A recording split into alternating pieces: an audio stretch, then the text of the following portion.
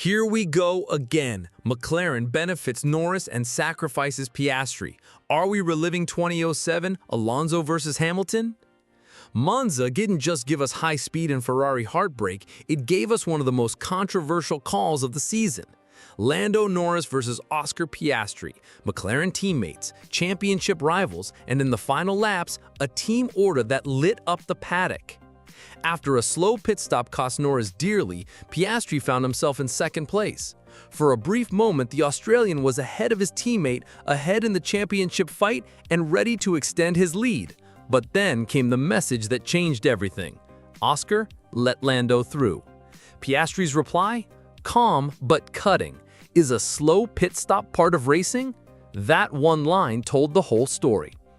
According to Andrea Stella, McLaren's team principal, the order wasn't about favoritism.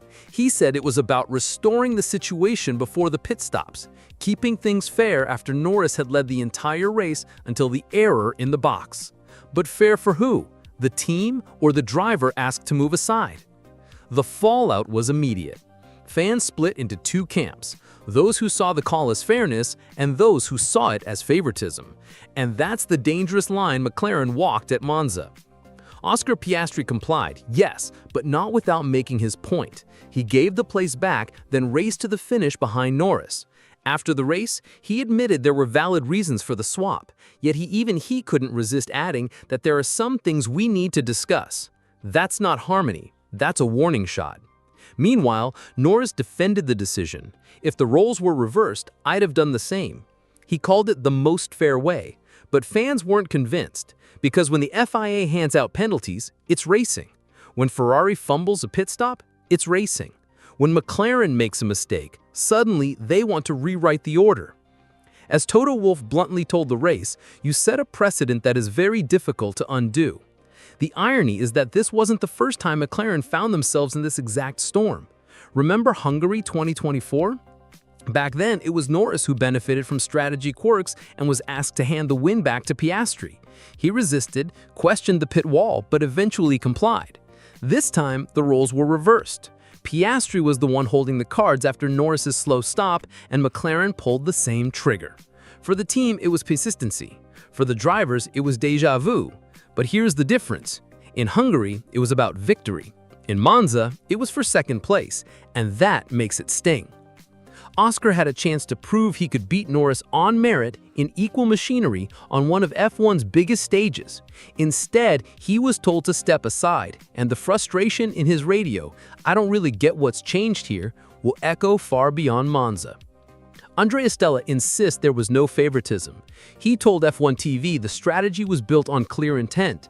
The pit stop sequence wasn't supposed to swap positions. Piastri only got ahead because of Norris's slow left front tire change. So, in Stella's words, restoring the order was the fair thing to do. But not everyone bought that explanation. The race called it needless and silly, arguing that McLaren over-engineered a problem that should have been left alone. Journalist Ed Straw stressed that this wasn't Hungary all over again, because at Monza, Norris would have stayed ahead but for the team's own mistake, and mistakes in racing usually count. Even Toto Wolff piled on, warning that McLaren set a precedent very difficult to undo. Once you start deciding which mistakes deserve corrections, you risk rewriting the very fabric of racing. For Lando Norris, the podium celebration masked an awkward truth.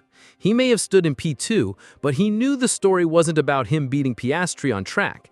It was about McLaren pulling strings. After the race, Norris admitted, "It's not how I want things to go. I don't want to be given positions like this." That honesty is important and telling. Norris doesn't want to be seen as the protected driver. He wants to prove it on merit, especially against a teammate as quick as Piastri. Because if fans believe McLaren is managing results, Norris risks losing credibility even when he performs brilliantly. And let's be clear, he did perform. His start was sensational. His fight with Verstappen in the opening laps was fearless. He deserved that podium. But the manner of it, that's where the controversy lies. Meanwhile, Piastri played the diplomat in front of the cameras, calling the order a fair decision. But his radio told the real story. The frustration is there, the fire is there. What makes Monza's drama even sharper is the timing. Just 1 week ago at Zandvoort, Norris lost a haul of points after McLaren admitted fault for his retirement. Then at Monza, when a team error cost him again, the pit wall stepped in to protect him. To many fans, it looked less like fairness and more like a team quietly tipping the scales back in Norris's favor. And this is where the perception battle begins. McLaren insists their principles put the team above the drivers. Andrea Stella calls it part of the culture, a way to protect morale and harmony. But as the race noted, harmony can look like manipulation if you overdo it. Even Toto Wolff, who lived through Hamilton versus Rosberg, knows how fragile this can get. He said McLaren risked creating a chain of precedents very difficult to undo. Once you start correcting every mistake, where do you stop? At Monza, McLaren thought they were avoiding conflict. Instead, they may have planted the seeds of a bigger one. For the fans, this was pure theater. Social media exploded, half defending McLaren for sticking to their papaya rules, half accusing them of killing the fight. And that division matters, because Formula One thrives on rivalries. People want to see Lando and Piastri race, not a pit wall deciding the order. Even pundits weighed in. Jolyon Palmer on F1 TV said Piastri had every right to feel frustrated. The race branded the move needless. And when respected voices question your calls, it shapes the narrative fast. Meanwhile, Verstappen barely noticed. While McLaren fought politics and Ferrari slipped into the background, Max disappeared 19 seconds up the road. Once again, the Dutchman looked like the only man truly free to race his own race. And so Monza gave us more than just a Verstappen masterclass. It gave us a glimpse of McLaren's biggest test yet.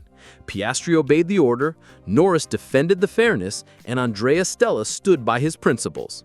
But Toto Wolff's warning lingers. Once you set a precedent, it's very hard to go back. If this title fight goes down to the wire, will McLaren's fairness look like smart management or like manipulation that cost a driver his chance at glory? That's the question now hanging over Woking. And now it's your turn. Did McLaren do the right thing at Monza, or did they rob Piastri and the fans of a true fight? Drop your thoughts in the comments. If you enjoyed this breakdown, make sure to like the video, subscribe for more F1 drama, and share it with a fellow fan who needs to see what really happened behind the papaya walls. The drama is only just beginning.